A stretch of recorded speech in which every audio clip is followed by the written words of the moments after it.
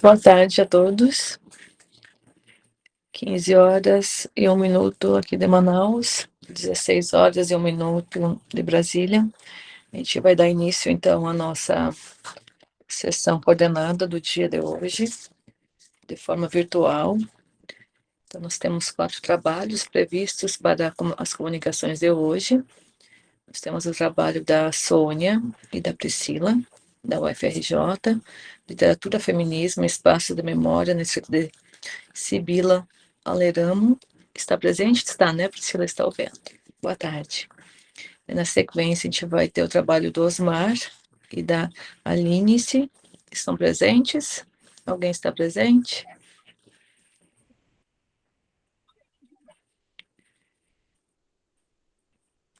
Não sei se estão. Você professora. não consegue ver? É da Unimontes. Ainda não. Tá ok. Qualquer coisa, se elas forem entrando, à medida que os demais vão comunicando. Depois o trabalho da Maiara, da Marília e da Maiara também, da Maiara Ribeiro. Estão presentes? Estão, né? Estou vendo a Maiara Aide, da UFPA. E depois o trabalho da Lorena e do Rafael, da Unifap. Boa tarde, professora. Lorena está presente, né? Boa tarde, Lorena. Então, ok. Então, só o Osmar e a Linice que não estão até o momento. Então, a gente começa com a ordem, né, conforme consta aqui na nossa sessão. Vocês têm 15 minutos para fazer as comunicações e, ao final, a gente faz uma intervenção, a gente abre também para uma conversa, tá bom? Nós agradecemos mais uma vez pela adesão, né, ao nosso simpósio, ao nosso evento. Tem uma vantagem, né, de ser de forma remota, que a gente consegue agrupar aqui várias instituições, estados diferentes, que às vezes, quando é presencial, dificulta um pouco, né? Então, agradecemos mais uma vez a participação de vocês e esperamos, eu e Esther, né, um dia conhecê-las, né? Quem sabe num outro evento a gente possa se encontrar de uma forma presencial também.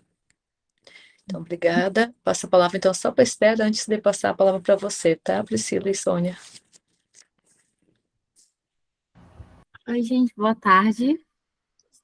Eu agradeço pelo envio, né, do trabalho, pelo interesse em contribuir com o nosso evento também.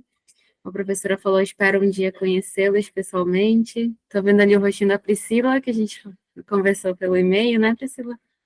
Então, é isso. Desejo uma ótima tarde. A gente, uma tarde de muitas contribuições. Bons trabalhos.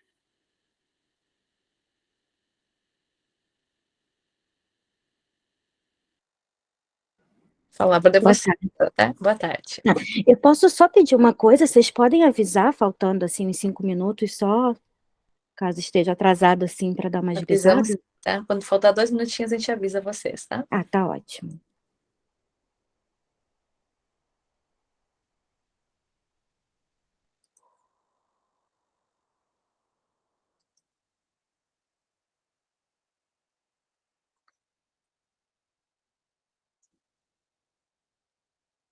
Então, boa tarde a todas e a todos. Antes de mais nada, gostaríamos de agradecer justamente, como a Esther comentou, Esther sempre solícita, me ajudava assim, em vários probleminhas. Agradecer a oportunidade de podermos apresentar aqui esse nosso projeto de pesquisa. Somos 2 professoras, né, eu sou professora voluntária da UFRJ, a professora Sônia é a professora associada de italiano, de língua italiana da UFRJ, e nós estamos com essa proposta de pesquisa justamente sobre a literatura feminina, que acaba sendo tão silenciada, tão esquecida, e que contribui tanto dentro da história, e a gente vai conversar um pouco mais sobre isso.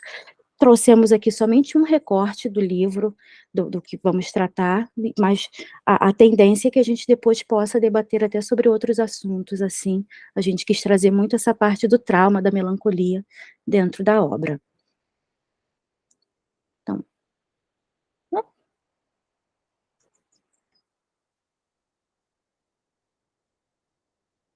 Desculpa.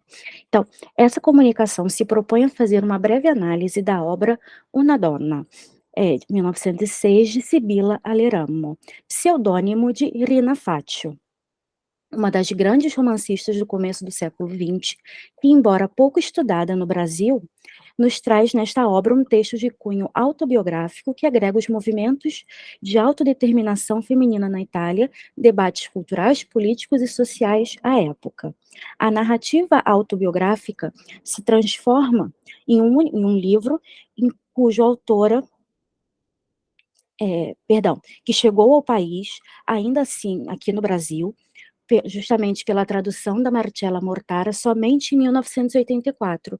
E justamente por trazer muita similaridade com o que acontece com a mulher brasileira, fez muito sucesso e foi muito vendido por aqui. Mas não é tão estudado fora do contexto italiano. Na Itália, seu reconhecimento foi ainda maior e, mesmo assim, seu nome não entra dentro do cânone literário italiano.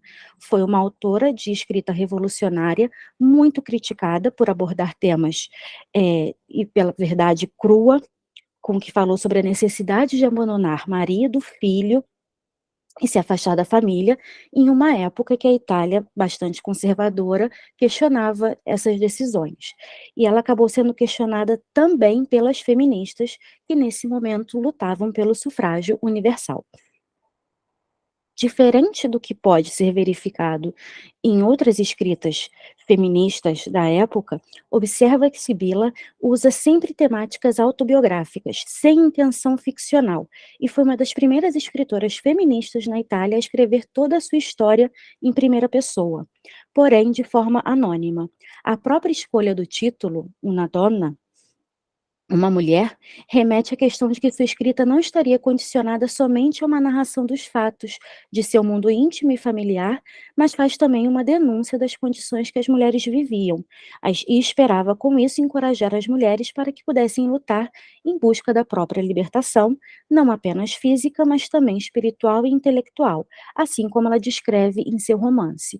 Então nós usamos dentro para estudar justamente essa narrativa, nós vamos usar a definição de autobiografia do Philippe Lejeune, que ele vai sintetizar mais ou menos o que se comenta, porque muito se foi debatido se era realmente uma obra autobiográfica ou se era um romance.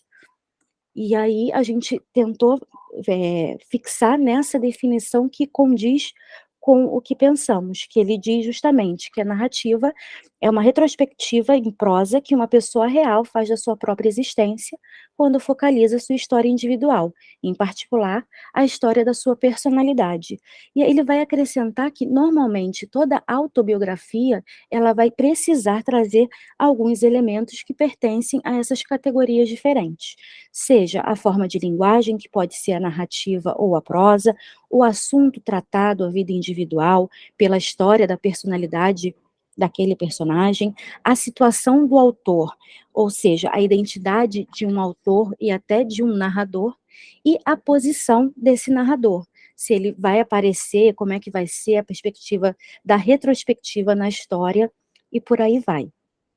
Então ele diz ainda, ele acrescenta, que muitas das vezes é importante, as pessoas colocam que não posso considerar autobiografia, vou chamar só de memórias, ou só de um romance com dados reais, mas ele diz que para que pertença a uma autobiografia, ela tem que trazer todos esses elementos.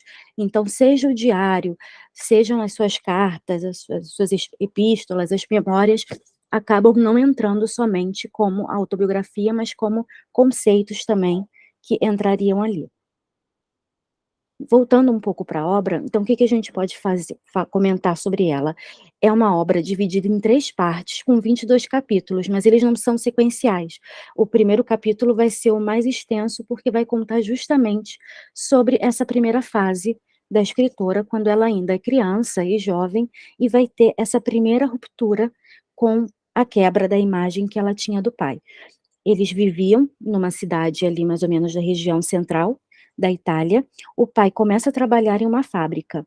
E quando eles chegam nessa cidade, Sibila precisa interromper seus estudos por não ter um colégio para o seu grau de instrução e começa a trabalhar como contadora na empresa do pai.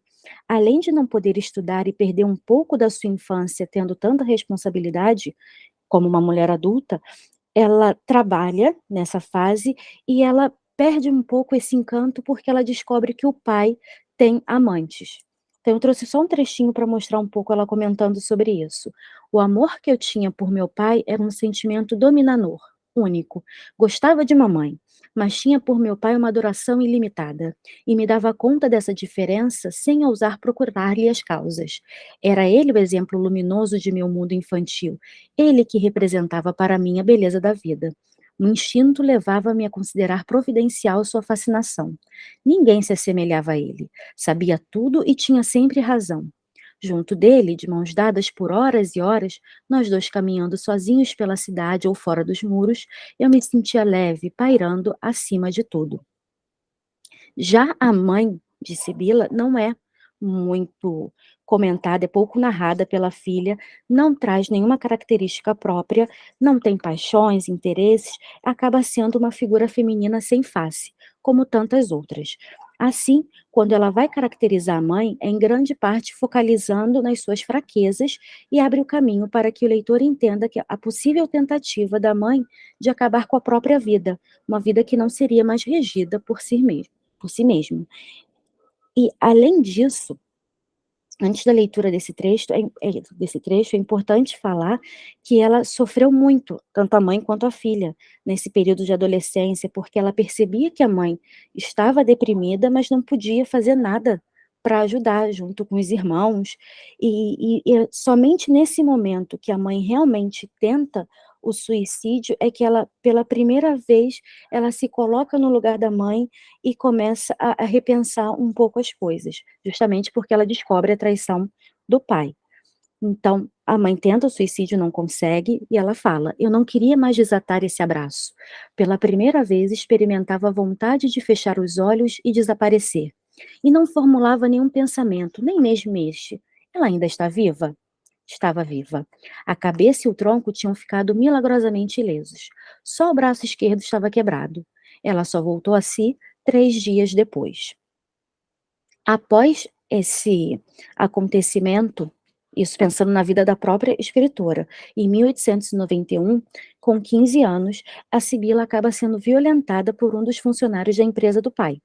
Depois dessa violência, foi obrigada a casar porque ela precisava reparar a honra manchada pela perda da virgindade. Aos 16 anos, ela se casa, engravida, mas sofre um aborto espontâneo. E somente 1 ano e meio depois é que ela realmente vai conseguir engravidar e ter o seu único filho, Walter. E dentro da história, ela dizia no início, nessa primeira fase, que ela nunca tinha pensado em casamento, ela não queria casar, ela não se via casada.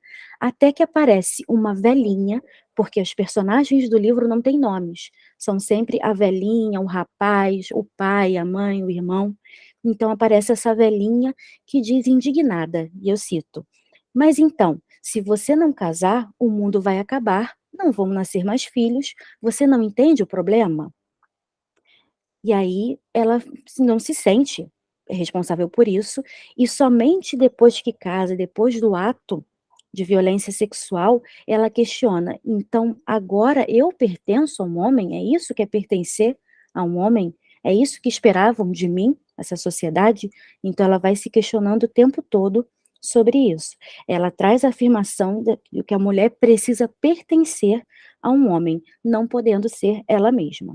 A ideia de posse que o rapaz impõe a Sibila a leva ao matrimônio, esquecendo-se da agressão física e moral, pois a partir do momento que tornou-se um objeto sexual, a mulher deveria ficar com um homem e prometer fidelidade. Junto com essa experiência sexual e amorosa, ela vai acabar renunciando das suas ideias de não se casar e vai assumir uma passividade em relação ao futuro marido. Até que eles casam e depois do casamento ela começa a sofrer também outros assédios, não só moral, mas também físico. Observa-se que a escritora em nenhum momento cita o nome do rapaz, por mais que se saiba quem foi o funcionário que a violentou. ela usa simplesmente palavras como jovem, companheiro, noivo e, posteriormente, marido. E aí eu trago a Simone de Beauvoir, que ela vai destacar que a maternidade, para a mulher, seria normalmente o seu destino fisiológico, da maternidade uma vocação natural. E dentro do livro, dentro de Una Donna, o que a gente pode perceber é que ela tenta engravidar, não consegue primeiro, quer dizer, ela não tenta, ela engravida, acaba perdendo, num segundo momento, ela engravida, consegue, tem o filho, mas o que que acontece? Ela não consegue amamentar esse filho. Ela não se sente, então, uma mulher suficiente, justamente por não conseguir fazer o mínimo que se esperava dela. Então, cito um outro trecho do livro. Eu chorava silenciosamente, como uma menina, olhando meu seio que não entumescia. Era uma dor nova, física, além de moral. Ela se sentia completamente à parte por não conseguir desempenhar o papel materno e produzir o leite, tendo que justamente contratar uma ama de leite. E passando por isso, ela começa a entender um pouco o que se passava com a mãe, esse envolvimento psicológico com a mãe em determinados momentos. Quando a mãe, porque ela descobre que a mãe também desejava abandonar a família. Essa descoberta de uma carta que ela encontra na casa, a gente não pode falar se aconteceu mesmo ou não, porque quase todas as suas cartas foram publicadas e essa não existe. Então não se sabe até hoje se existiu e ela jogou fora, né, só usou para o livro, ou se foi uma licença que ela usou para tentar justificar a própria atitude depois de abandonar a família.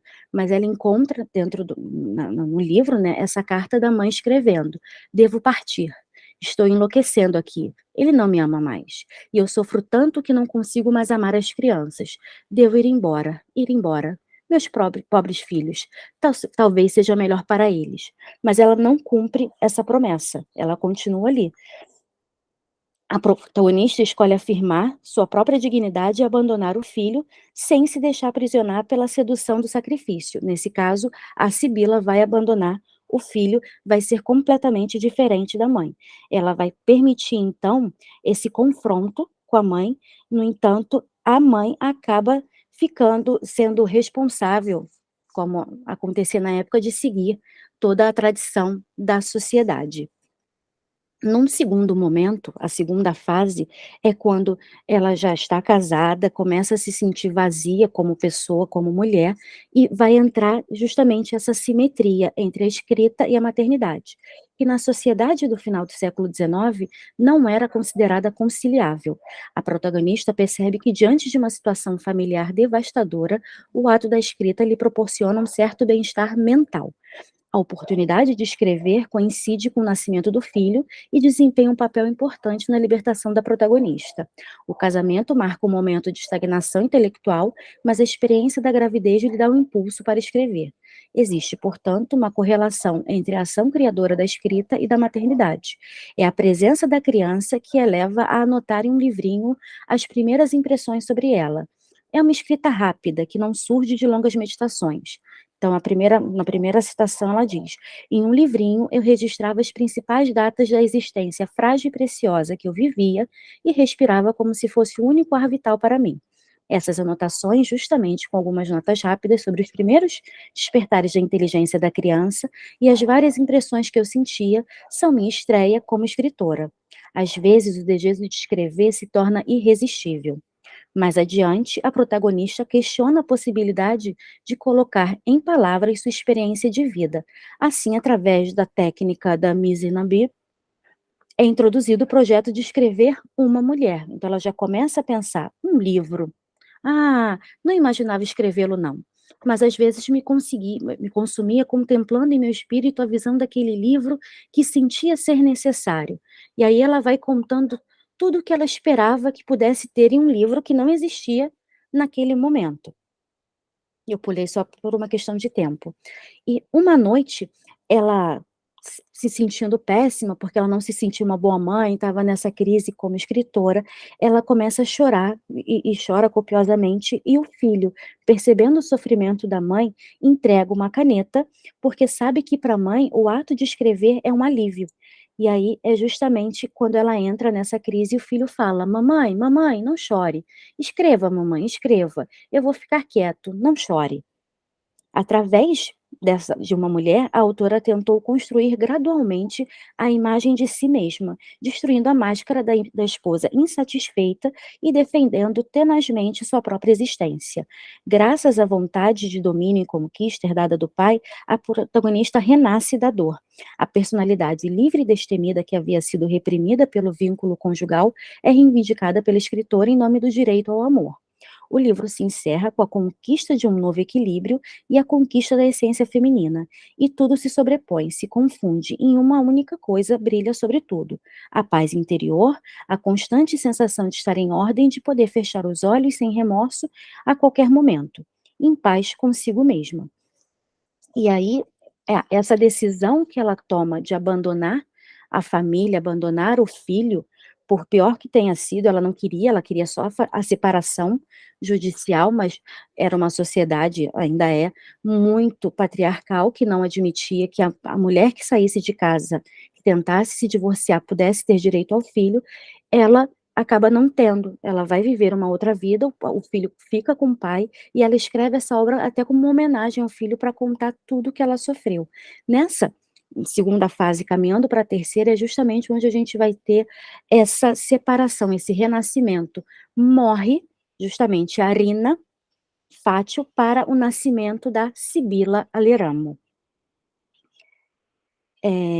Essa decisão que ela toma, provavelmente a escolha lhe foi apresentada através de uma peça teatral, quando ela, em Milão, assiste à encenação de Casa de Bonecas, de Ibsen, um drama que obteve grande sucesso, cheio de escândalos e polêmicas.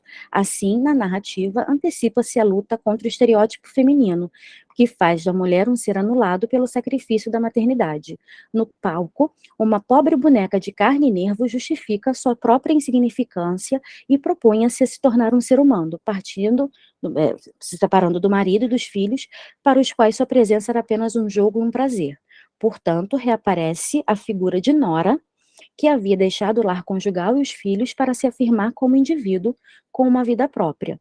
Então, uma das nossas críticas sobre a Sibila Zancam, ela comenta justamente que Nora não era só uma personagem teatral de sucesso, mas ela expressava o desejo de muitas mulheres insatisfeitas que começavam a pensar nesse novo tipo feminino. Não era mãe, não era prostituta, era mulher, era feminina.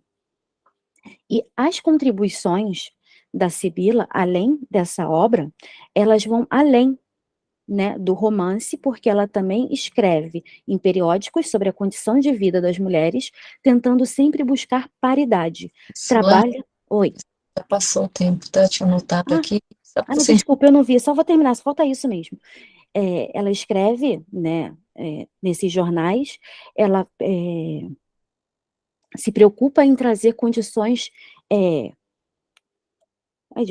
de paridade para essa sociedade. Então, ela acabou ajudando muito dentro desse contexto.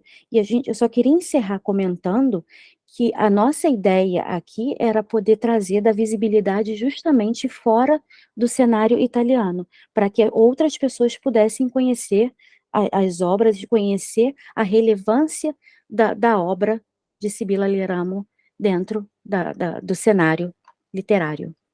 É isso, muito obrigada e desculpa. Obrigada, Priscila. Obrigada, Sônia. Então, agora a gente passa para o próximo trabalho. Acho que Osmar e a Linice chegaram. Chegou, agora estou vendo. A Linice está aí. Sim, estou. Boa tarde. Então, eu passo a palavra para você, 15 minutinhos, tá? Para fazer a exposição. Certo, muito obrigada. Sou eu quem farei a apresentação do nosso trabalho e eu vou começar aqui compartilhando com vocês os meus slides.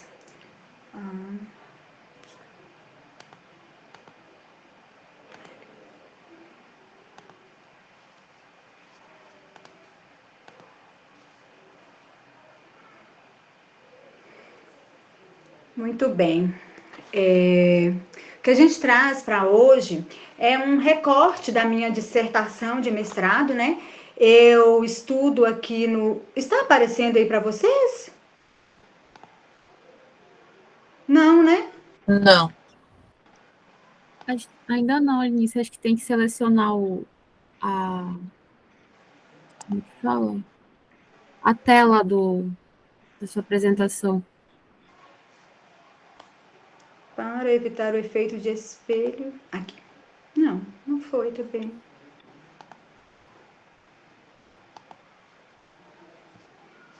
Cliquei em compartilhar, mas não foi. Deixa eu ver se agora vai.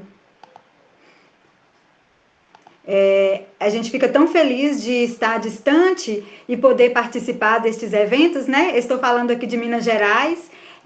Então, se tivesse que ser só presencial, eu provavelmente não conseguiria estar aí, né? Mas aí tem essas questões de tecnologia. Acho que, deixa eu ver, cadê? Não estou conseguindo compartilhar, mas aí está aparecendo, tá espelhando, né? Deixa eu ver se eu vou pela tela inteira. Também não.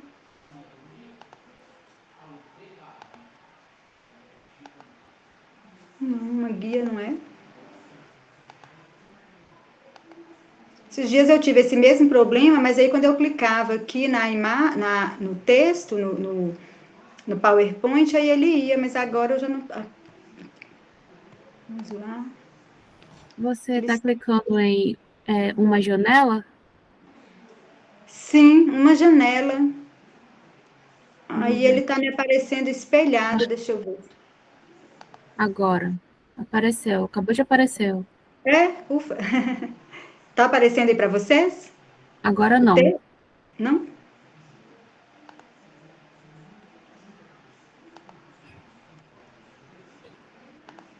eu tentar novamente. Uma janela, né? Isso. Acho que agora vai.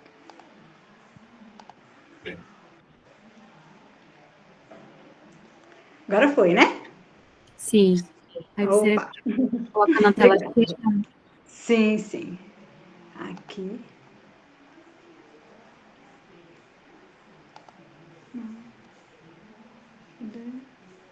Apresentação de slides. Não estou conseguindo colocar na tela cheia. Deixa eu ver aqui. Não.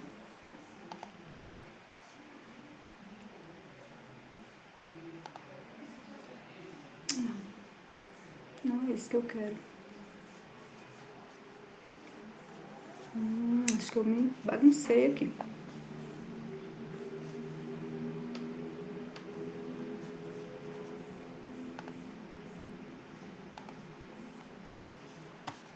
O que eu fiz, gente?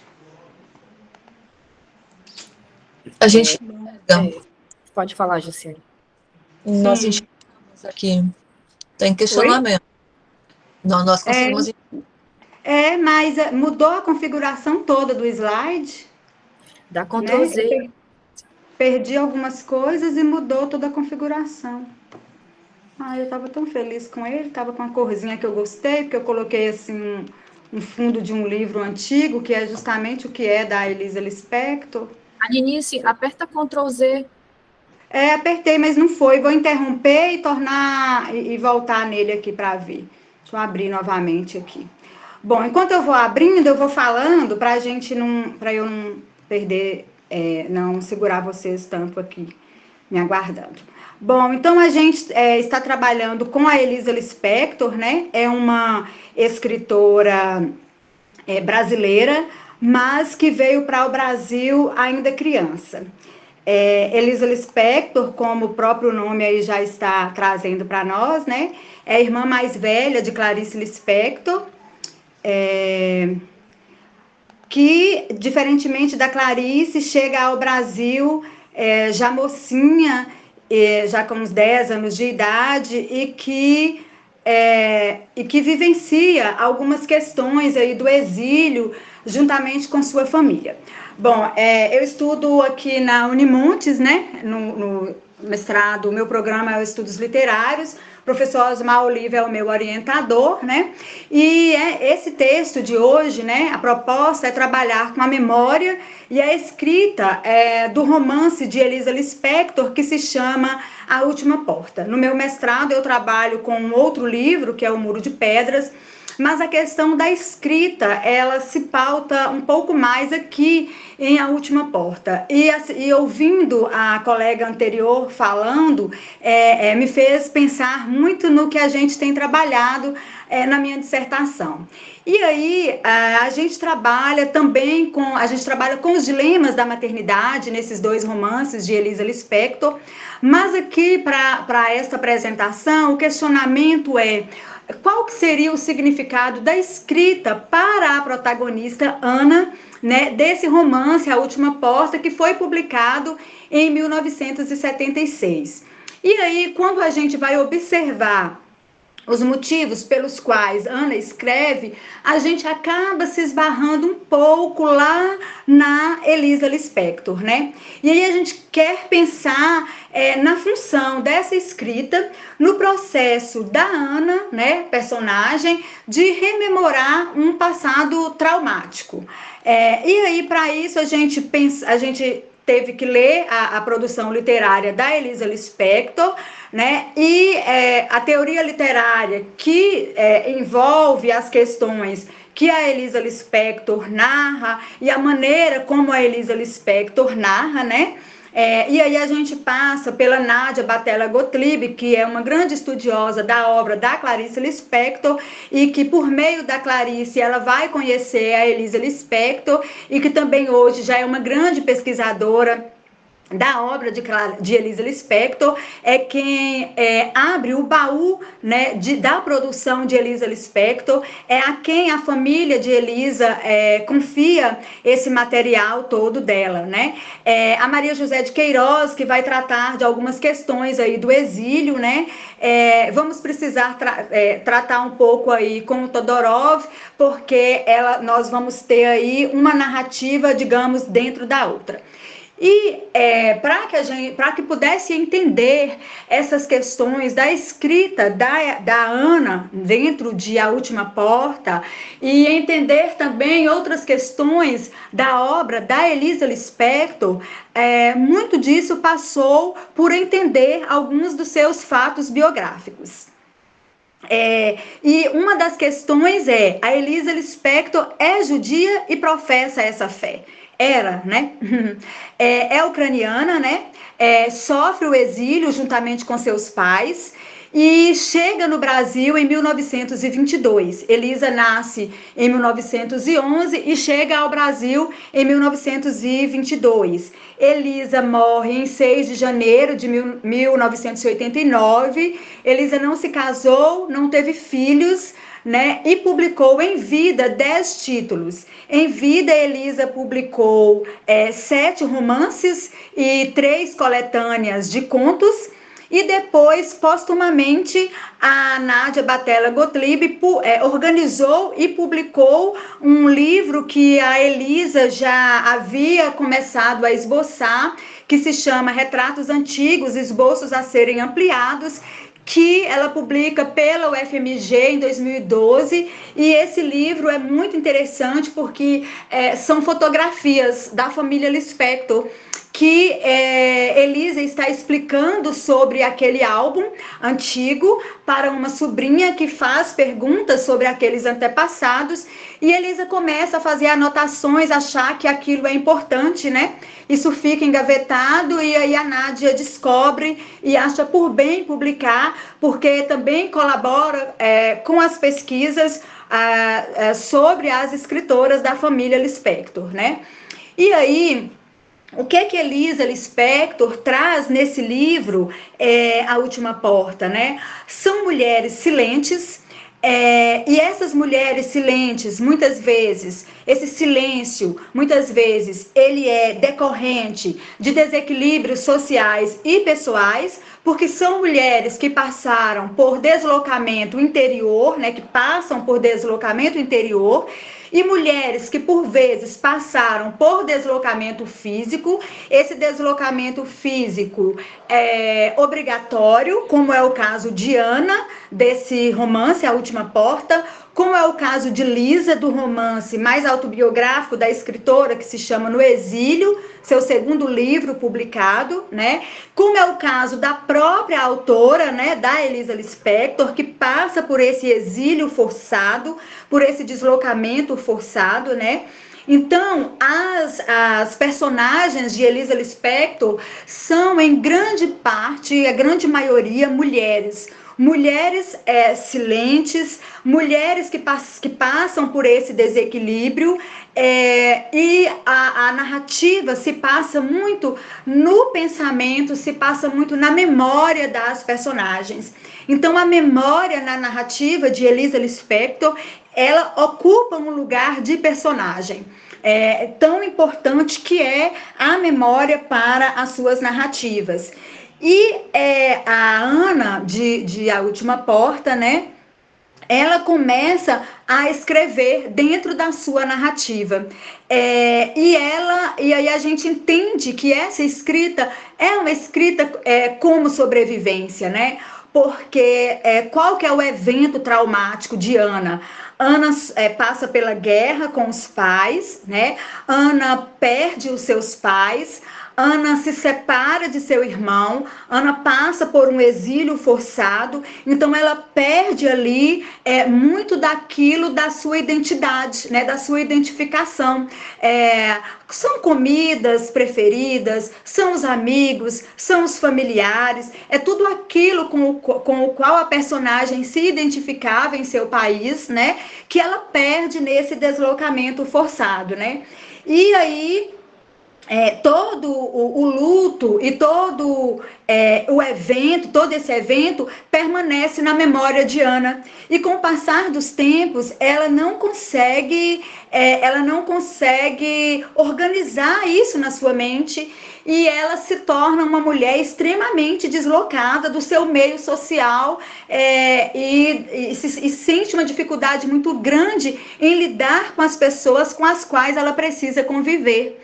E aí ela percebe que ela não consegue encadear os seus pensamentos, né?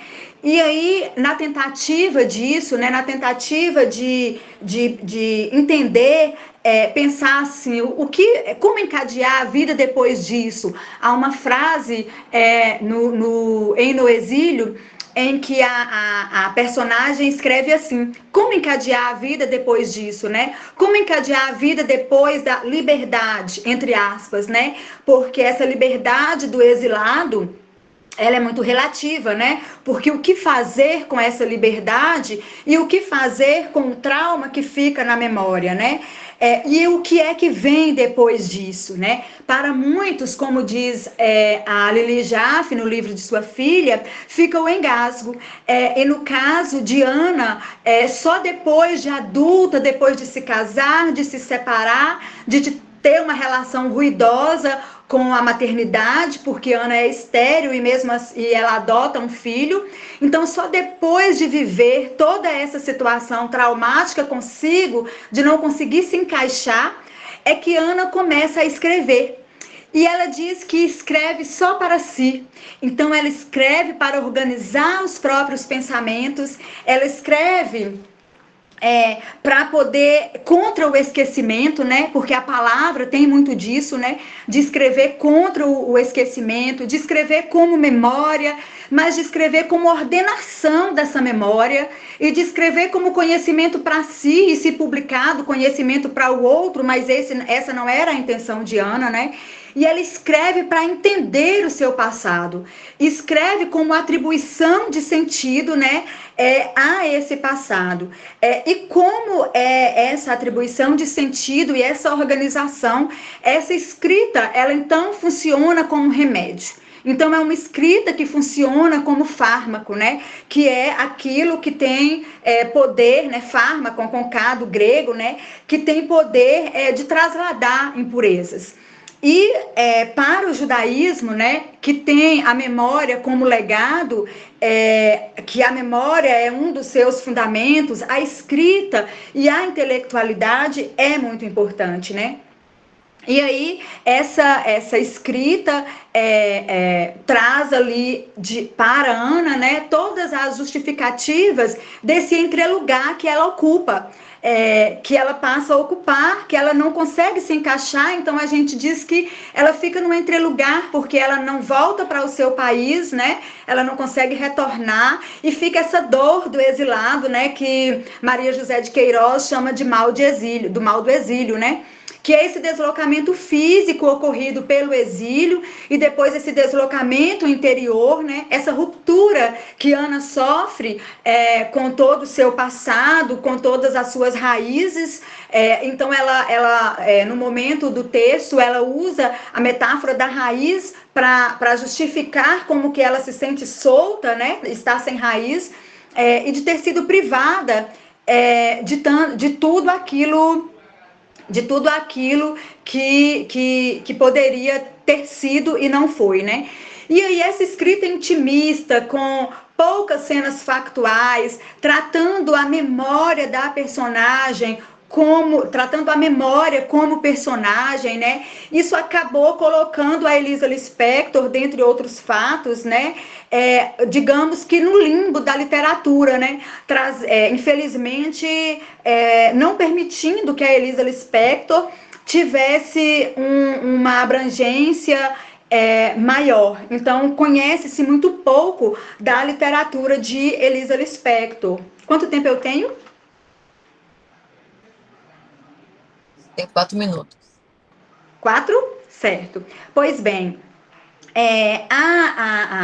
nessa escrita que a Ana faz dentro da narrativa da autora, né, ou dentro da narrativa da escritora, então nós vamos ter duas situações de narrativas, né? Nós vamos ter uma situação física, que é a narrativa de encaixe, né, que dentro da narrativa, que se inicia dentro dessa narrativa principal, nós temos a narrativa que Ana começa a fazer da sua própria vida, né? Então, encaixou-se ali uma outra narrativa, né? E por vezes a gente começa a confundir se é Ana narrando na sua escrita ou se a autora, né, da Elisa Lispector narrando o texto mesmo de A Última Porta. Então, essa narradora se confunde num determinado momento para a gente perceber quem é que está falando ali dentro do livro. E a gente tem a outra questão, que é essa escrita funcionando como fármaco, funcionando para a personagem como algo libertador, né? Como libertação de tudo aquilo, de todo o trauma que ela sofreu e que ficou, então, somente na sua memória. E aí, a gente vai ver, né, que há escritores, né, acredito que seja o Seligman mesmo, que fala sobre esse poder da narrativa para as pessoas que viveram esses fatos traumáticos, né? Quando eles conseguem escrever, quando eles conseguem narrar, o poder disso não só para quem está escrevendo, mas para aquele que leu também, né? Por isso que a narrativa, ela serve também para encadear a vida, mas Todorov fala também que a narrativa é a vida, né?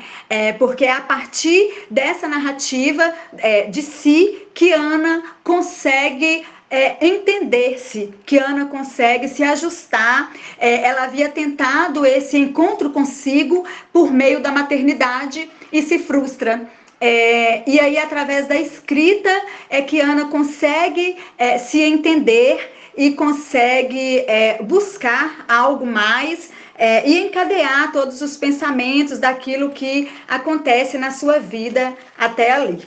É bem interessante. Gostaria de deixar aqui a sugestão de leitura das narrativas de Elisa Lispector. São 10 livros bastante interessantes, difíceis de serem encontrados, porque não são mais reeditados, então, todos eu tive que encontrá-los em sebos, mas dá um prazer muito grande conhecer essa narrativa tão extraordinária.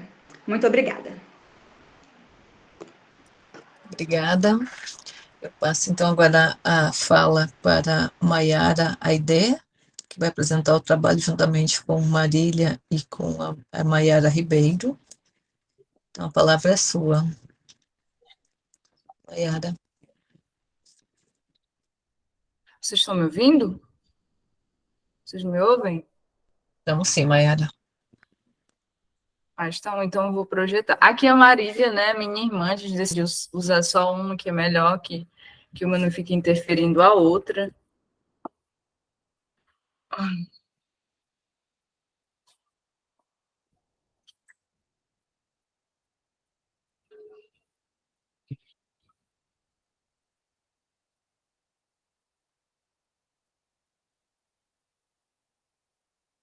Vocês conseguem ver? Sim.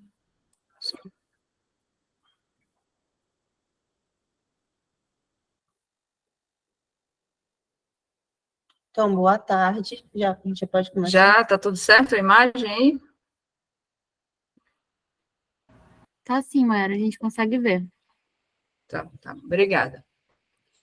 Então, boa tarde. Eu me chamo Marília Sena, essa aqui é minha irmã, Mayara Sena, formada em Letras, Língua Espanhola pela UFA.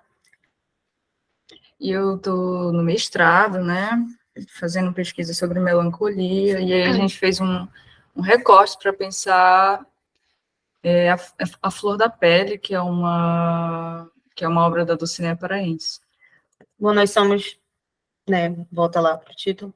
Então, essa nossa pesquisa se intitula As Alegorias Selváticas da Perda em A Flor da Pele, de Dulcinea Paraense, que, inclusive, é paraense, esse é realmente o sobrenome dela, Dulcinea Paraense. Dulcinea Paraense e A Flor da Pele, de 2011. Bom, Dulcinea Paraense, embora só tenha publicado seu primeiro e único livro em 2011, intitulado A Flor da Pele, contendo mais de 50 anos de poesia, de 1933 a 1986, foi uma notável poeta do modernismo paraense da época de 1930. Dulcinea nasceu em Belém e somente aos 94 anos teve sua obra reunida e publicada. E ela foi homenageada na Feira Panamazônica do Livro em 2011, ocasião do lançamento do livro editado pela professora e pesquisadora Lília Silvestre Chaves. Este foi um dos poucos espaços para a visibilização de sua produção artística, a qual tem raríssimas aparições para a crítica e para o público, né? Ela escrevia, né, há um bom tempo, passou 50 anos escrevendo, mas somente quando ela estava idosa, né, ela foi homenageada, né, por conta da professora Lília ter reunido essas poesias dela, e ela conseguiu publicar somente em 2011, e daí a gente vai ver algumas questões que aparecem, e poucas, né, que ela foge totalmente do cânone, e algumas aparições aqui na crítica literária. Bom, a natureza como tema fundamental de sua obra já foi investigada ao lado da poesia de Olga Savari, outra poeta que é belemense também, paraense, sob a ótica do erotismo, estimulado por aparições de elementos naturais na reconstituição do vínculo do humano com suas raízes telúricas. Evidentemente, os elementos da natureza emergem na composição da obra de Dulcinea. Contudo, o que se enfatiza nessa investigação é a relação entre eles e a melancolia, na qual a perda é alegorizada em muitos desses elementos da natureza. Bom, aqui como a gente viu, ela foi pouquíssimo, a obra dela foi pouquíssimo vista pela crítica literária, inclusive fazendo um par aí com a Olga Savari, simplesmente a crítica analisou essas relações, né, da natureza, mas a partir do erotismo, e aqui nós analisaremos a partir da perda, a partir, né, da melancolia. Objetiva-se nesse trabalho identificar as alegorias selváticas da perda na poesia de Dulcinea paraense e sua centralidade na composição poética de A Flor da Pele. Sob o signo de uma poética da falta, visa-se estudar a perda como único caminho para uma presença do objeto perdido, como elucidou George Agamben em Estância, a palavra e o fantasma na cultura ocidental, e identificar representações de novos espaços baseados na antiga relação entre melancolia e Eros, o amor. Bom, os nossos referenciais teóricos e a nossa metodologia. Dessa perspectiva, os principais referenciais teóricos são George Agamben, Walter Benjamin, Sigmund Freud, Maria Rita Kell, Júlia Kristeva, Luiz Costa Lima, Moacir Scliar, Jean Starobinsky e Susana Lages. Metodologicamente, o trabalho vislumbra uma breve pesquisa bibliográfica da aparição da melancolia na história do pensamento ocidental, percorrendo interdisciplinarmente alguns dos campos em que o complexo melancólico é discutido. As reflexões são conduzidas pelo curso dos poemas Suavidade, Compreensão e o poema da sombra e da ternura. Bom, que um dos poemas que serão analisados se chama Compreensão, que é de 2011, mas né, foi publicado, ou foi feito muito antes, e aqui vamos primeiro ler e dar uma breve interpretação do que a gente conseguiu entender desse poema. O grito mudo daquela árvore, arrancada do solo, com as raízes apegadas à terra, eu compreendi, quando senti, nas raízes machucadas dos meus dedos, a dor das minhas mãos arrancadas das tuas. Bom, compreensão, autoconhecimento melancólico.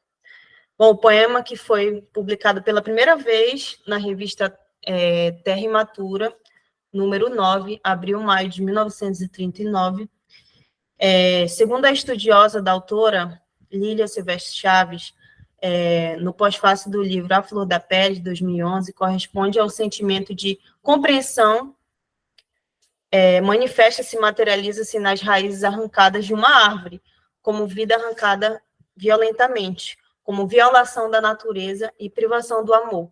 A separação brusca equivale à morte, né? A separação dessa árvore que o sujeito poético, né, se assemelha a essa árvore, né, inclusive as suas raízes representam os dedos, né, e a separação da árvore e da terra, né, é a questão da perda, mas aqui a gente aprofunda nessa análise voltando à questão da perda para o melancólico, para a melancólica. A melancolia em suas correspondências com Eros, né, com o amor. O sujeito poético e a terra, bem como o sujeito poético e o objeto perdido, como vínculo inquebrantável. Isso vai se manifestar, inclusive, na estrutura desse poema. O poema configura seus versos mediante a utilização de espaços, como elementos visuais, de modo a formar a imagem de uma árvore e seu vínculo com a terra. Os dois últimos versos, mais longos, potencializam o elo com a terra, ou com o objeto perdido, que somente se une que somente pelo signo se relaciona. A gente vai voltar aqui, depois dessa informação, e perceber, né, como esses espaços eles criam uma estrutura semelhante à de uma árvore, e, inclusive, né, pelo que a gente vai ver mais à frente sobre a questão da ligação da imobilidade e da melancolia, né, e se manifesta aqui, ainda que esteja sendo falado, né, que houve uma separação, essa presença do objeto perdido, ela só é mantida na estrutura do poema, que ainda que se fale de uma separação, de uma queda da árvore, de um divórcio, né, a árvore permanece erguida, né, mostrando essa presença, ausência desse objeto, né, que se materializa, que se fixa, né, somente na produção poética. Bom, cultura amazônica, uma poética do imaginário, 2001, de João de Jesus Paz Loureiro. É bom que nós saibamos, né, claro, que é, apesar de uma representação, né, literária, nós sabemos que a realidade e a literatura, elas não se desligam. Então, a Dulcinea é uma paraense, né, que tem a natureza como uma pulsão, né, da sua poética. Então, o Paz Loureiro, ele fala um pouco sobre esse sujeito amazônico e a produção do imaginário, né, inclusive da produção literária. Na Amazônia, há uma intrínseca relação entre humano e natureza. Reciprocamente, o humano é intensamente regido pela natureza e aprende modos de regê-la. O sujeito amazônico, então, como é que ele é, né? O comum, não o geral, mas comumente, um modo de ser no mundo e com o mundo que se vem construindo na horizontalidade da convivência espontânea com a natureza, da verticalidade aurática do sentido do sublime a ela inerente, de um pensar cultural em liberdade com a natureza marcado pela poeticidade e o sentimento de comunhão cósmica. Estes são alguns elementos constitutivos na manteia amazônica, isto é, o saber que na relação homem-natureza, em que se entrecruzam o maravilhamento, o estranhamento e a convivialidade. Então, o Paz Loureiro, ele vem, né, nesse ensaio, tratar nenhuma relação, mas se elo mesmo, de fato, dos escritores paraenses comuns, escritores paraenses, com a natureza amazônica, que não, a natureza, ela não se mostra como um pano de fundo, né, mas ela está intrínseca, ela envolve o sujeito dentro de uma narrativa, dentro da poesia. Então, é mesmo essa comunhão cósmica que se manifesta nas representações dos escritores e das escritoras paraenses. Aqui eu assumo, né, para a gente pensar como é que funciona essa alegorização, né, e aí eu penso no Starobinsky, né, Starobinsky é um importante teórico da melancolia, né? E aí no seu clássico livro, né, que ele vai pensar Melancolia e o Espelho, né, o Espelho da Melancolia, e também A Tinta da Melancolia. Quando evocado em um poema, a inclinação saturnina pode incorporar infinitas formas.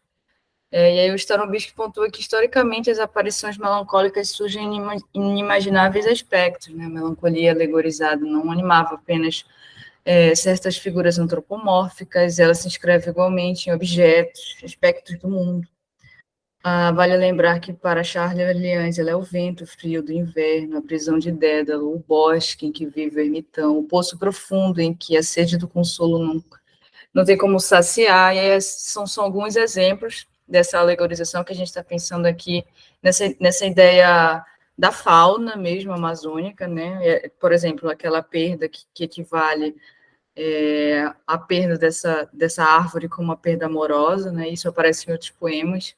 Esse aqui se chama O Poema da Sombra e da Ternura, né? Vou tentar ler rápido, porque eu acho pertinente.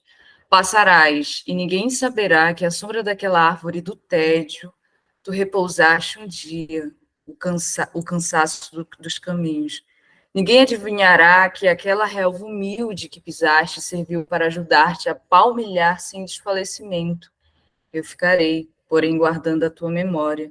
Eu, que fui no teu rastro apenas como um marco, ficarei.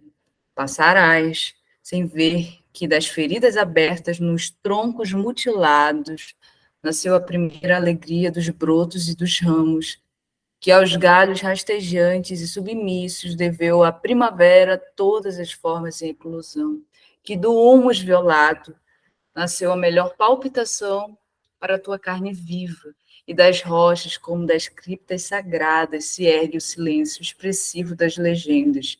Passarás e eu ficarei. Sei que sinto que teus olhos penetraram no triunfo carnal que exalará da terra prostituída.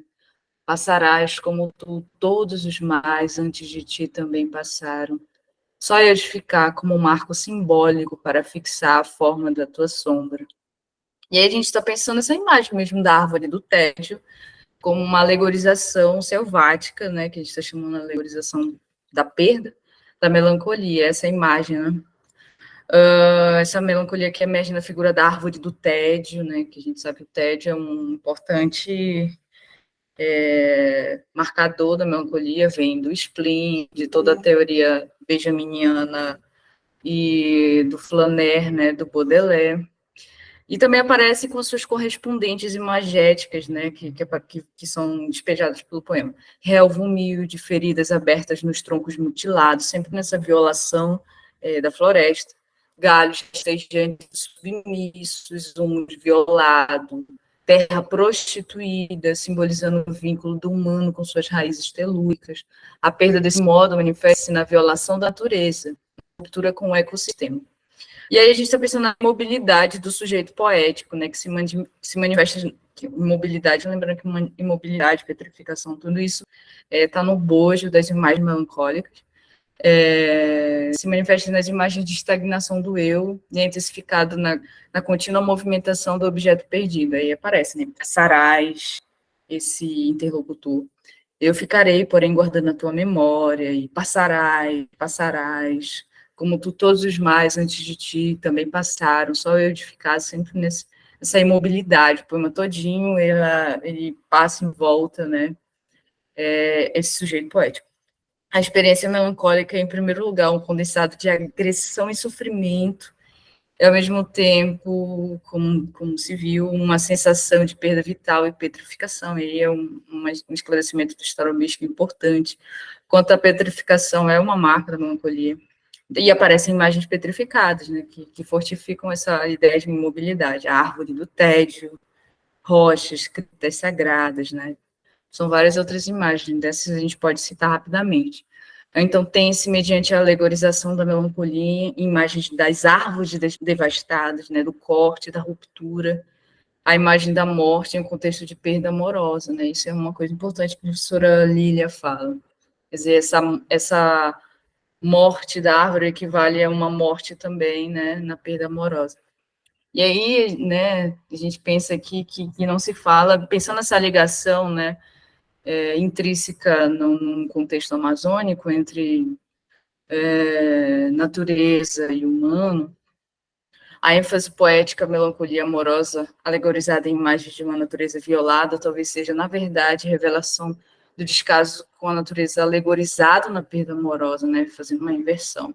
Se pensarmos na alegorização do bioma amazônico, esta tese faz-se pertinente, visto o processo de desmatamento que vem atingindo há anos a região, resultante do avanço do capitalismo na Amazônia, né? A gente está pensando aqui a Amazônia como imagem de perda, né, que ela está utilizando, mas, para além disso, que é uma imagem política também, uma lírica política dela. Então, de acordo com o que a Mayara estava falando, a gente traz um filósofo indígena, que é o Krenak, que ele vem intensificar esse pensamento de reflorestar o imaginário, né? De ir contra a lógica euro-ocidental, mercantil, de tornar a natureza como algo à parte do ser humano, como meio, como recurso, né? E também acontece isso, né, com a literatura, ver a natureza como um pano de fundo, como um recurso poético, e a Dulcinea paraense, ela reformula isso, ela vai contra essa ideologia, né, ela transgride isso, e ela se alinha a esse pensamento, né, do Krenak, que não é ocidental, que ele fala assim: fomos durante muito tempo embalados com a história de que somos a humanidade, e nos alienamos desse organismo de que somos parte, a Terra, passando a pensar que ele é uma coisa e nós outra, a Terra e a humanidade. Eu não percebo que exista algo que não seja natureza. Tudo é natureza. O cosmos é natureza. Tudo em que eu consigo pensar é natureza. Aí a gente vai fazer, né, tá acabando o tempo, as considerações finais, né? Na poesia da Dulcinea, o amor manifesta-se em sua natureza inapreensível, espectral, que não deu para pensar muita coisa, porque é rápida a apresentação. E como única possibilidade de relação entre o sujeito e o objeto na melancolia, outro sim, há uma frequente presença do processo de perda alegorizado em imagens da natureza, além de frequente aparição da relação entre a melancolia e Eros, nessa antiga, desde da Idade Média Europeia, que se pensa nessa melancolia e o amor, que é estrutural para os estudos saturnais, atravessando profundamente a poética da paraense. Na perda amorosa, confunde-se com a perda da vegetação. Nessa perda, né, amorosa, que se confunde com a perda da vegetação, pode-se compreender que, simbolicamente, no contexto amazônico no qual a obra se insere, a perda como perda a perda é uma perda do bioma, né? Quer dizer, toda vez que se fala de uma perda amorosa, é uma árvore mutilada, é uma árvore cortada, né? Também, né, refletir sobre a obra da escritora paraense, situada à margem da tradição literária brasileira, visibilizar a literatura escrita por mulheres amazônicas, as quais muitas vezes estão longe dos cânones literários, e que, por isso, não estão no foco da crítica, ainda estão marcadas pela colonialidade do saber. Dulcinea paraense, como muitas outras escritoras amazônicas, mantém-se à sombra da floresta, ou como seu próprio poema diz, né, o poema bonito dela, assim, ai, eu fui como as relvas, os juncos, os salgueiros, ninguém me percebeu. E aqui são as nossas referências, e é isto.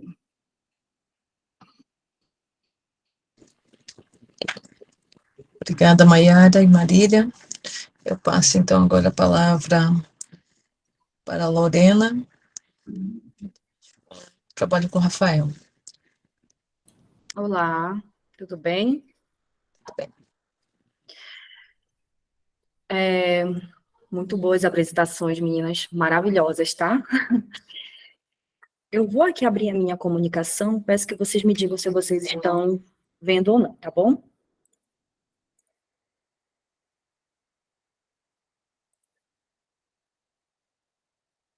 Já apareceu.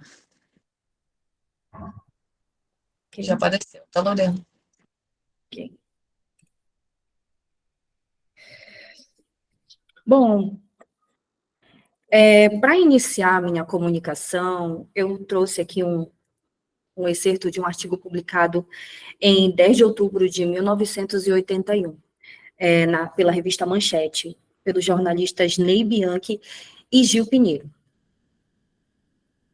Darcy Azevedo, 23 anos, salvou um filho de 3, mas perdeu outros 2.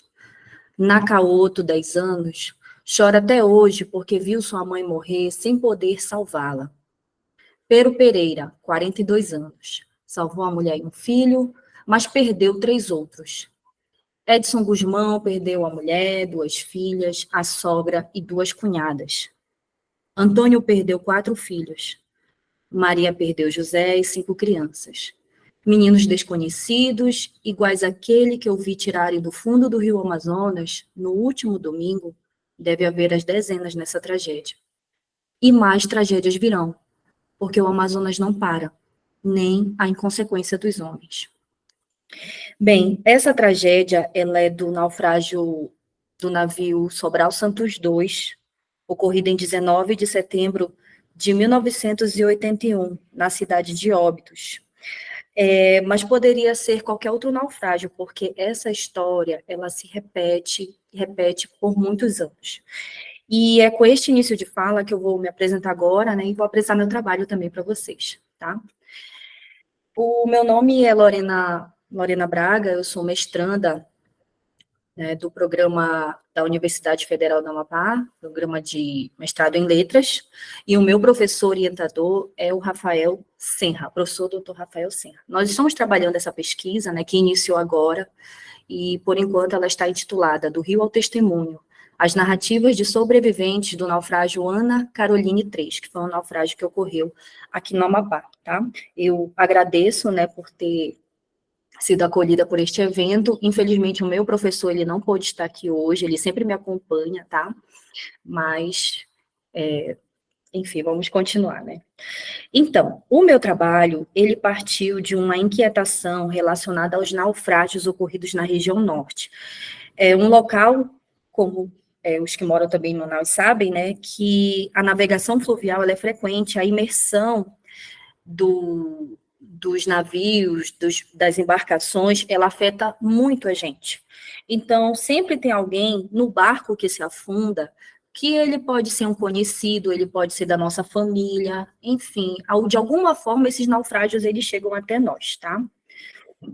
Então, ainda sobre as navegações, elas são essenciais para o transporte de cargas e pessoas, e elas são estratégicas por conta da extensão de rios navegáveis e de portos, que nós temos muitos aqui na região norte, né?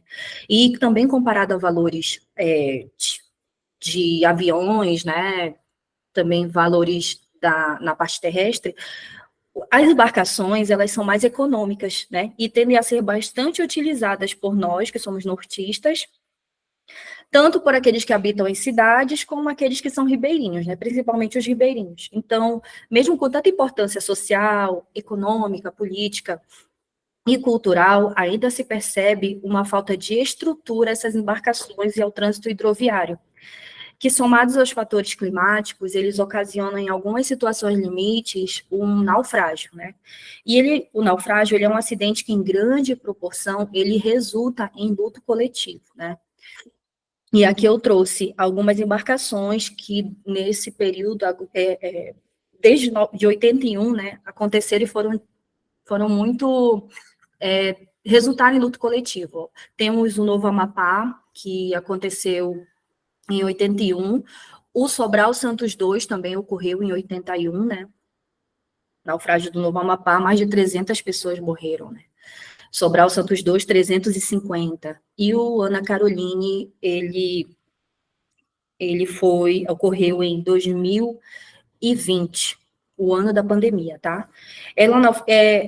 O Ana Caroline naufragou em 29 de fevereiro de 2020, tá? Foi uma noite de tempestade, por volta das 4h30 da manhã. Vou colocar aqui algumas informações, tá? Neste local, que tem uma estrelinha vermelha aí na imagem, foi onde ocorreu. E próximo foi também, em 81, o naufrágio do Novo Amapá, tá certo? Então, aí é um local de difícil comunicação e resgate, perto dessa ilha de Aruãs, no Pará. E desse naufrágio, houveram 51 sobreviventes, 40 mortos resgatados e 2 corpos que estavam desaparecidos, segundo a Defesa Civil do Estado do Amapá, tá? Então, dúvidas pararam diante da tragédia, que ela teve uma repercussão nacional. Qual a quantidade real de vítimas? Se havia excesso de peso? Se foram somente as condições climáticas, né, que ocasionaram o acidente? Então, assim, para saber a respeito desse naufrágio, a polícia, ela recorre a alguém, né? E quem são essas pessoas? Elas são as testemunhas, né, para saber tudo o que aconteceu com essa embarcação. Então, são consideradas testemunhas do evento fornecedores de mercadorias, embarcadores de carga, comandantes, tripulantes, passageiros e... enfim, mas assim, desse trabalho aqui, ele busca ouvir os passageiros, né, porque eles são pessoas que viveram o naufrágio, e na hora que nós selecionamos, né, essas pessoas, elas não medem as palavras para falar. Então, alguns, e também tiveram outros, né, outras testemunhas que participaram apenas desse momento de partida do navio. E, na verdade, a gente quer perguntar aquelas pessoas que viveram aquele momento do afogamento, do salvamento, tá certo? Então, enviesado pela pesquisa, literatura, cultura e memória, que é a linha de pesquisa, que é a linha que eu entrei no mestrado, né?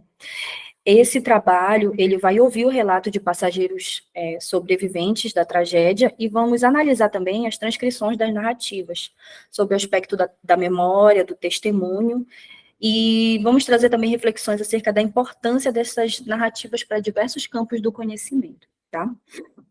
Essa pesquisa, ela é uma forma da gente enxergar outra forma de narrar na Amazônia, né? Pois é comum a gente relacionar o povo nortista a lendas e mitos sobre a floresta amazônica ou ao rio.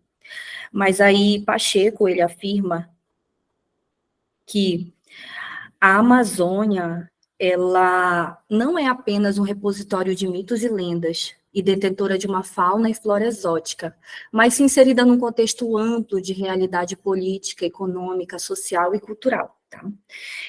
E nesse sentido eu comecei a pesquisa, né, pesquisei trabalhos acadêmicos, livros que tratassem dos naufrágios, falas testemunhais, descobri algumas obras, né, que são literárias, não literárias, que elas trazem testemunhos, né, de sobreviventes, ou elas são o próprio testemunho. Por exemplo, nós temos essa primeira imagem aí, a tragédia é um cordel, escrito em 1981, tá certo? Sobre o Sobral Santos II.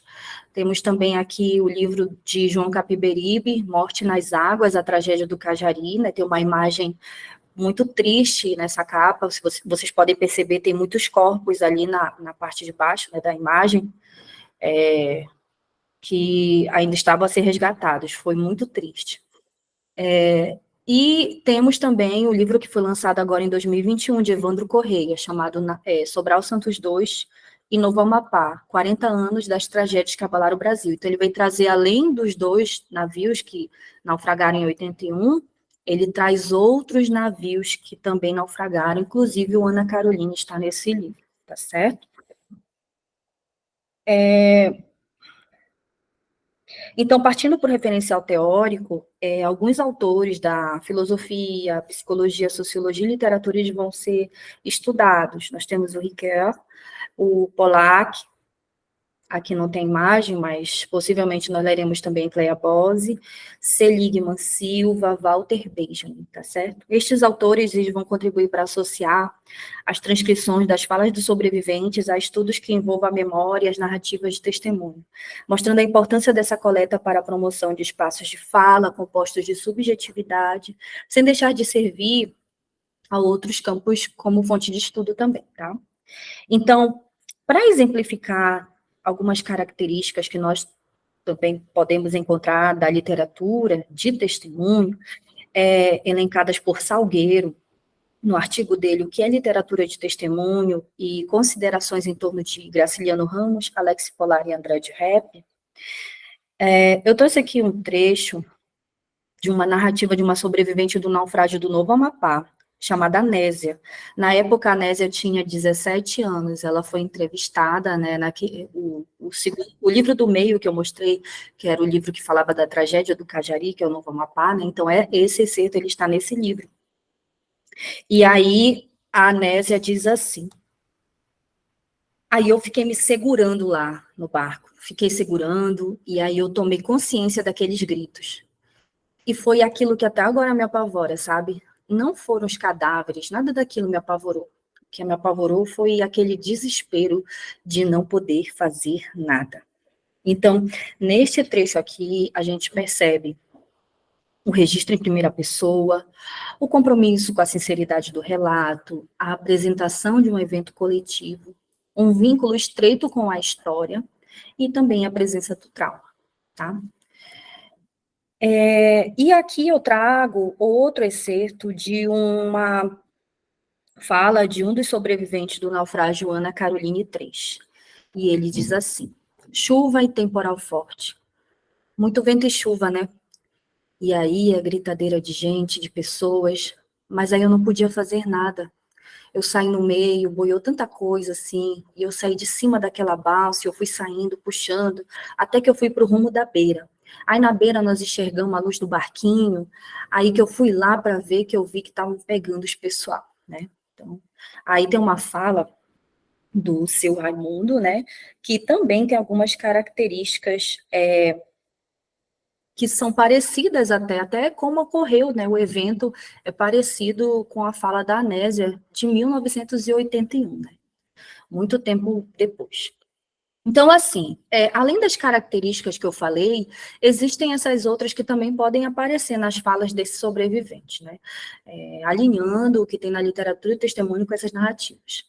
Desejo de justiça, a vontade de resistência, abala a hegemonia do valor estético sobre o valor ético, rancor, sentimento de vergonha pelas humilhações e pela animalização sofrida, sentimento de culpa por ter sobrevivido, impossibilidade radical de reapresentação do vivido.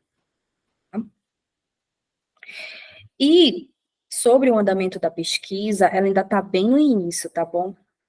mas ela é uma pesquisa com essas características que estão aqui, qualitativa, combinada a um método exploratório, né? A gente tem entrevista como técnica, inclusive já ocorreu essa entrevista, foi em janeiro deste ano, com 4 sobreviventes, tá certo? E a gente está num processo ainda de fichamento de alguns conceitos, né, de memória, testemunho, narrativas, e também pesquisando, a transcrição já foi feita também, então falta também fazer a análise dessas transcrições, desculpa.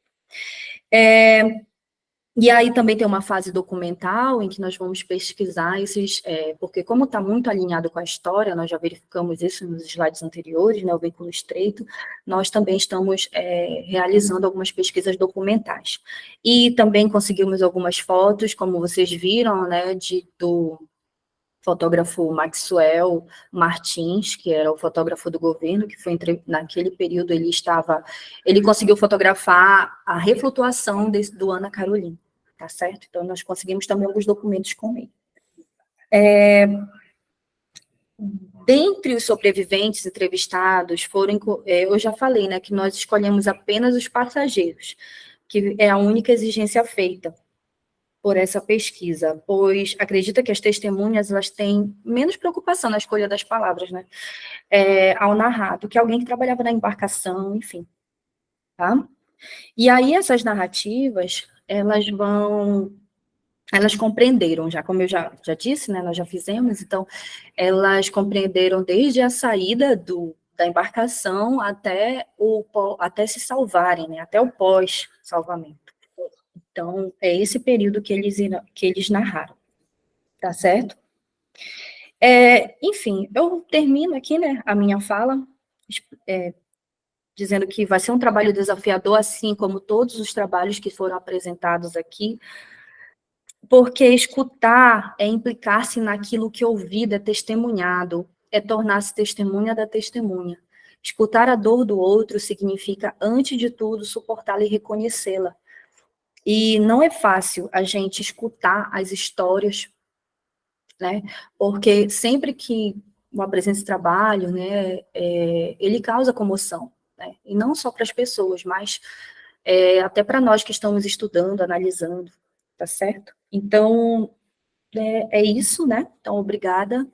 E esse aqui é o navio Ana Caroline reflutuado, né? Ele parece que já voltou a navegar. E essas são as referências. Tá bom? É isso.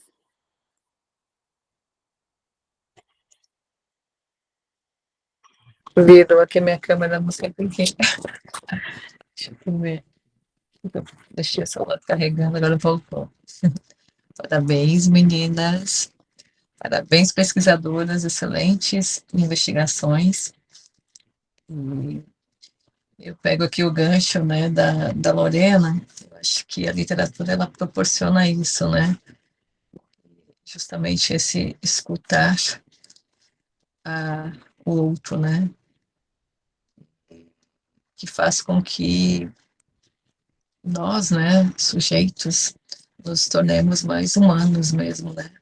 Seja a partir dessa dor, né, que nem você bem trouxe, né, a partir dessa recolha que você fará desses testemunhos, né, de um acontecimento concreto, né, desse naufrágio, e assim como também as outras vozes, né, femininas dos 3 trabalhos anteriores, que também são vozes, né, cada uma no seu tempo, né, com a sua singularidade, sufocadas, né, e que buscam, sobretudo, os 2 primeiros trabalhos, né, mas infere-se que a Dulcinea Paraense também, de certa forma, buscam, a partir da escrita, né, esse acalento, né, esse remédio para continuar a viver. Algumas de uma forma bem mais emblemáticas mesmo, né, fazendo com que até elas rompam, né, com uma outra fase, né, e que a partir da escrita que elas conseguem esse refúgio, né. Então, é isso que eu acho que é o nosso lugar, né, enquanto pesquisadores, e vocês também se aproximam, em certo modo, né, que acabam fugindo um pouco dessa questão aí do cânone também, embora a Sibila Alejarmo tenha um lugar, como vocês bem trazem, né, tem um lugar já constituído na Itália, mas ainda pouco conhecido aqui no Brasil, talvez pela própria tradução, né, que se deu só em 84, que agora também, né, com os cursos, né, que nas universidades, tem algumas universidades brasileiras, né, que trabalham com a língua italiana, em programas de pós-graduação em italiano, então também são esses lugares também que fazem com que essas literaturas assim pouco conhecidas, eu já anotei aqui, eu vou procurar, fazem com que a literatura ela circule, né? Ela circule, e os eventos também são um lugar assim promissor, né, para que a gente possa conhecer, né, outros trabalhos, outras autoras, e que cada uma assim numa ponta em momentos distintos, mas que acabam se entrecruzando, né, pelos dilemas, né, humanos, por esse lugar aqui marcadamente, né, dessa escrita, né, dessa literatura aí de cunho do, do olhar feminino, né, nesses 3 primeiros trabalhos, e a partir, né, dessas narrativas aí testemunhais, né, que serão recolhidas pelo trabalho da Lorena.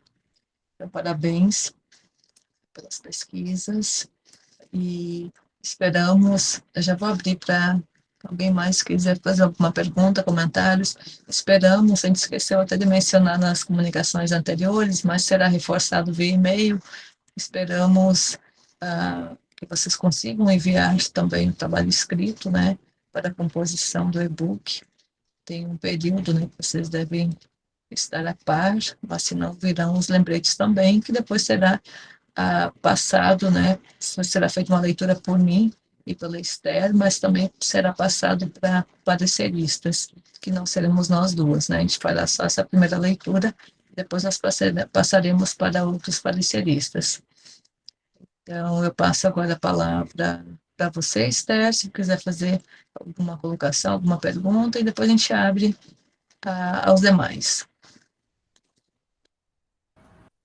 Obrigada, professora, obrigada pelos trabalhos.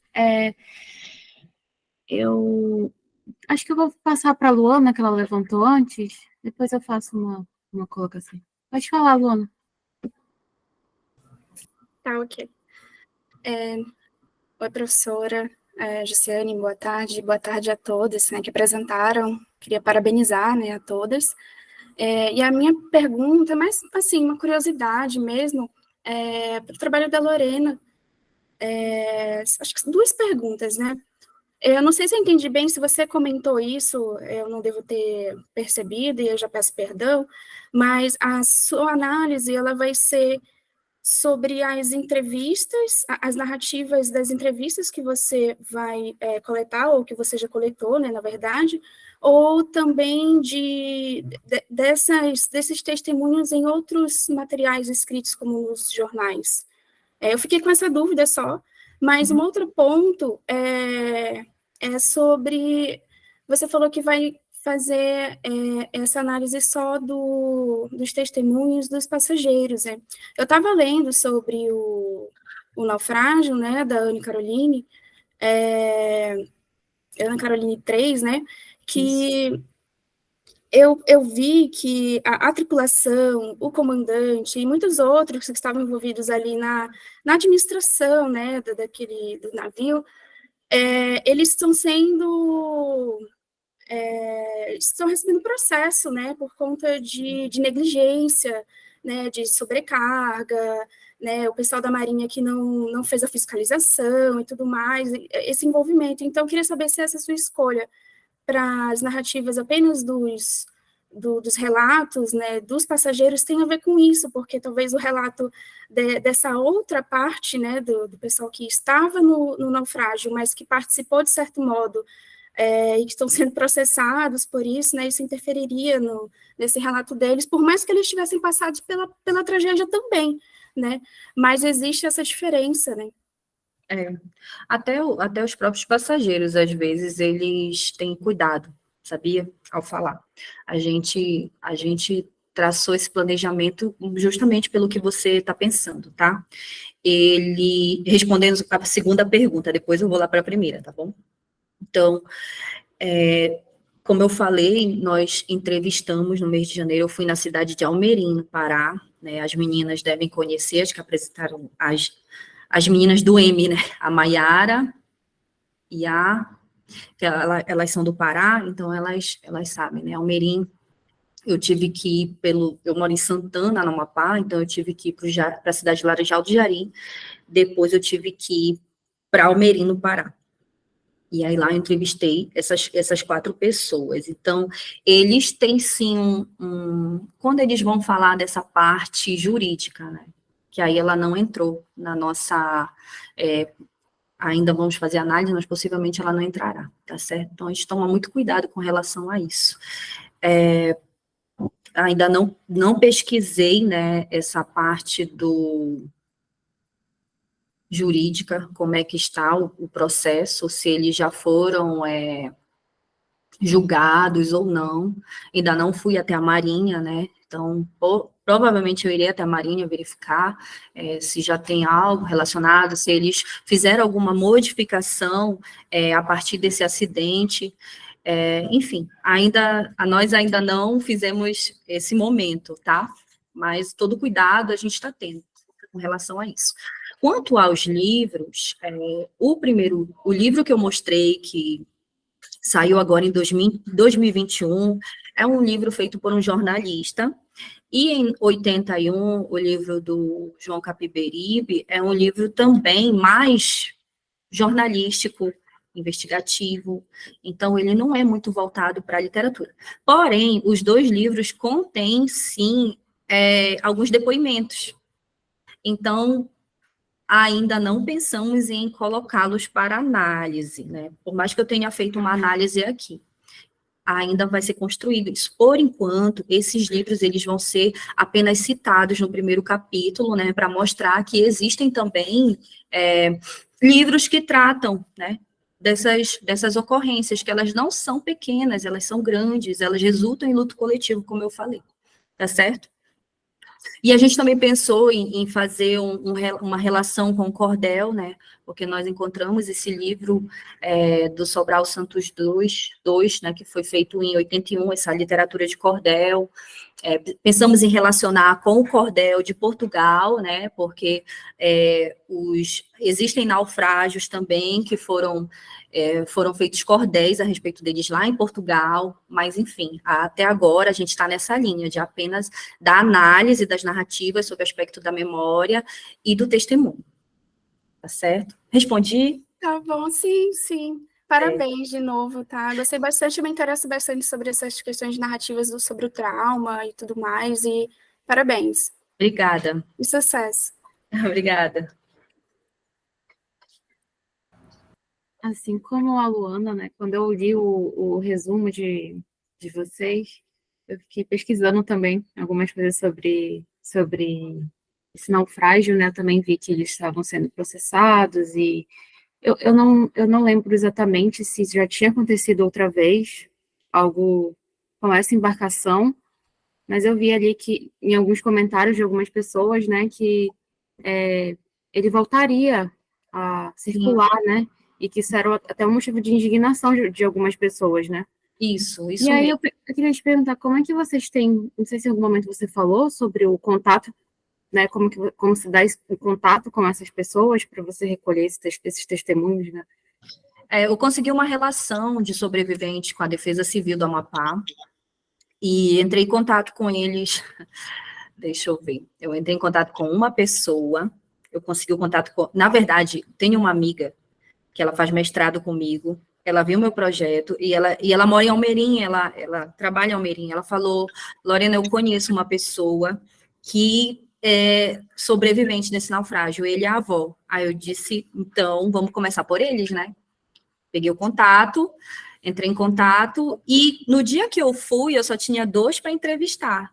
Então, eles disseram, olha, tem outro aqui que pode ser entrevistado, que é o seu Raimundo, mas dificilmente ele para na cidade. Assim, quando eu saí da casa, o seu Raimundo passou na frente da casa. Ele venha cá, seu Raimundo, vamos conversar. E aí a gente fez a entrevista. E fiz uma entrevista com uma quarta pessoa lá também, que eu descobri que era sobrevivente. Mas na cidade de Macapá, eu tinha outra pessoa para entrevistar, mas infelizmente a pessoa mudou de cidade, eu não consegui. Não consegui encontrar outras pessoas que pudessem... porque, assim, nessa viagem, tinham pessoas de vários lugares, mas aqui eu encontrei mesmo a de Almerim, pelo Instagram eu não encontrei, então, assim, acredito, assim, que foi direcionar, foi sorte, e ao mesmo tempo foi, assim, eu acredito no destino também, né, não só no acaso, mas deu tudo certo. Entendi. Entendeu? Entendi. Lorena, obrigada. Nada. Eu realmente fiquei muito curiosa quando eu li o resumo e comecei a pesquisar várias coisas, achei umas coisas assim, alguns vídeos, né, que as pessoas fizeram depois do naufrágio, assim, uma coisa que toca bastante. Você vê, eu vi até um vídeo que tinha uma rede intacta, né, no naufrágio, assim. Enfim, é muito forte, né, alguns registros. E em relação ao trabalho da Alinice, eu tive contato com a Elisa quando eu comecei a pesquisar sobre exílio e solidão, né? E aí essa também é outra temática que eu ainda não tive a oportunidade de ler, essa obra que eu pesquisei da Elisa, que acho que é No Exílio o nome. Eu não sabia, né, da Última Porta, mas também já anotei aqui.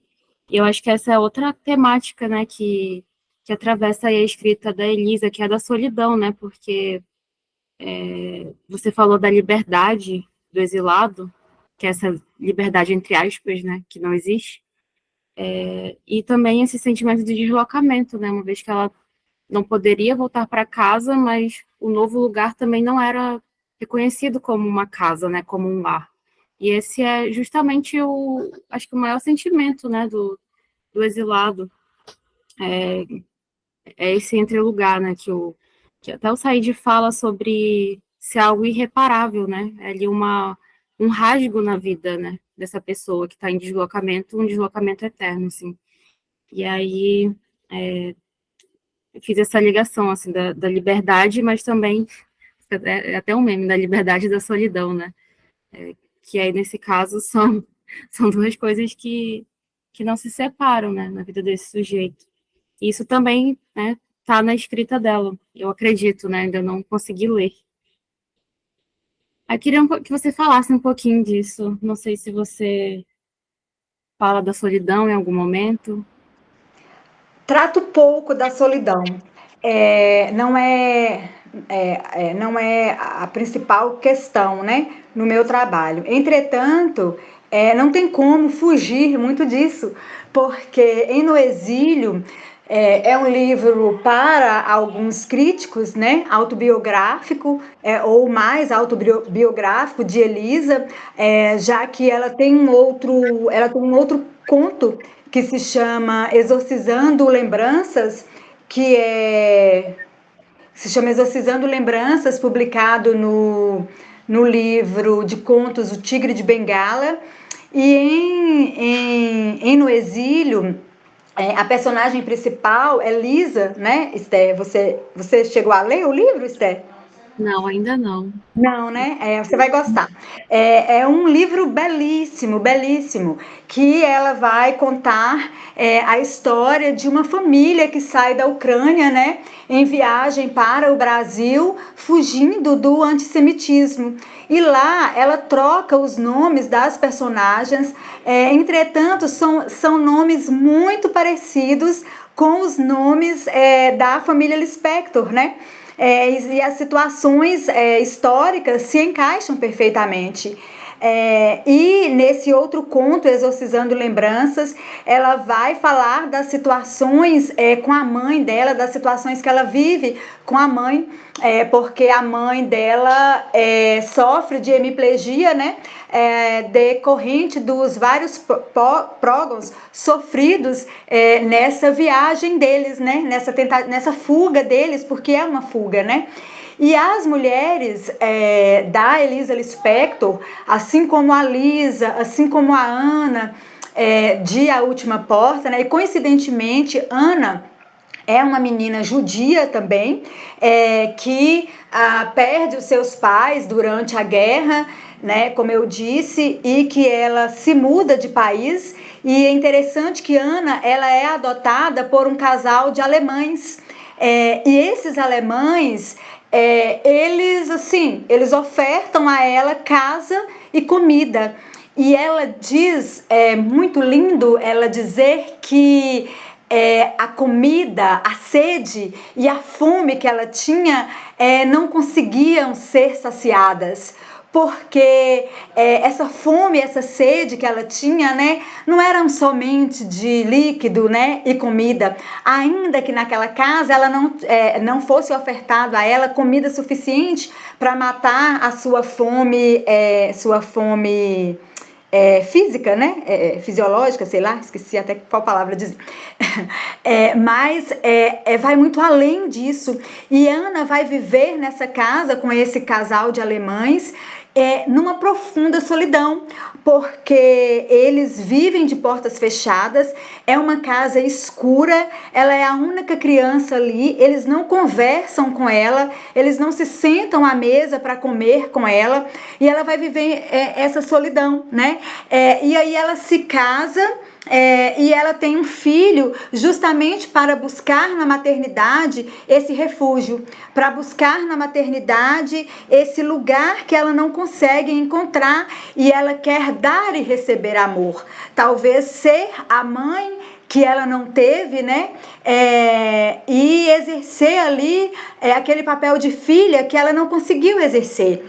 E aí acontecem algumas situações que ela vai se frustrar com essa maternidade, né? Ela é mãe adotiva, Ana é infértil, né? E aí ela adota uma criança. Então ela vai continuar a viver nessa solidão, ela vai continuar a viver nesse entrelugar, apesar da maternidade. E aí é necessário que... E aí é na escrita que ela vai conseguir se encontrar. É na escrita que ela vai fazer suas perguntas, né? E que ela vai conseguir algumas respostas. É que ela consegue materializar, né? Por meio da escrita, toda aquela abstração que fica em sua memória daquilo que ela vivencia. Então, é através da escrita. E aí, a escrita, no caso, né, é quem vai ser companheira dela.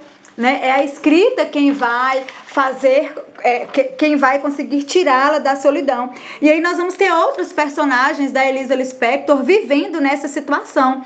Marta, de O Muro de Pedras, também vivencia essa solidão. E o interessante Esther, é que essas mulheres, em muitos momentos, elas precisam se retirar, se encontrar sozinhas para se escutarem, né? Para escutarem sua voz interior e reconhecer, e tentar um reconhecimento de si. Elas buscam essa solidão para encontrarem consigo. Então, a solidão é uma companheira, sim, dessas personagens de Elisa Lispector. Muito obrigada. Obrigada, interessante. A questão da solidão mesmo. Você quer falar, professora? Levantou a mão? Não, Esther, era direcionada para o trabalho da Linice, mas já está passando. Tá bom, tudo bem. Não tem problema não.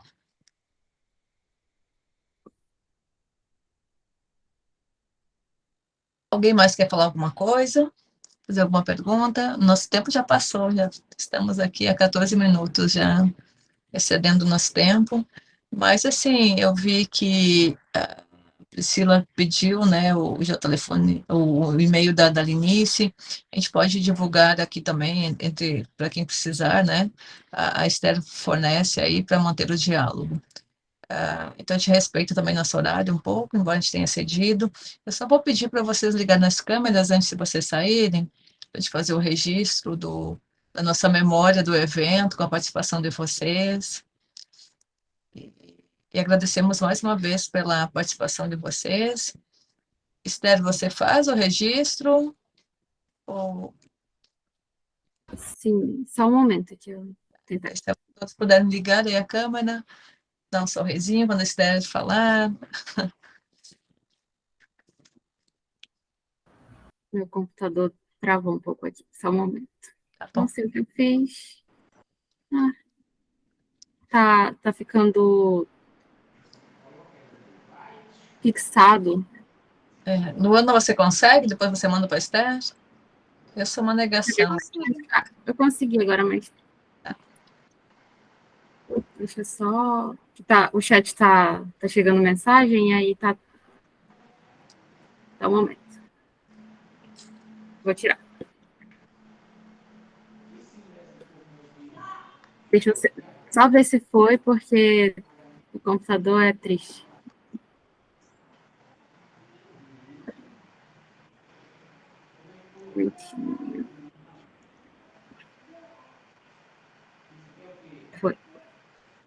Foi. A lista de frequência está no chat, tá bom? Não esqueça de preencher. Muito obrigada pela presença. Uma ótima tarde. Até a próxima. Tchau, obrigada. Tchau.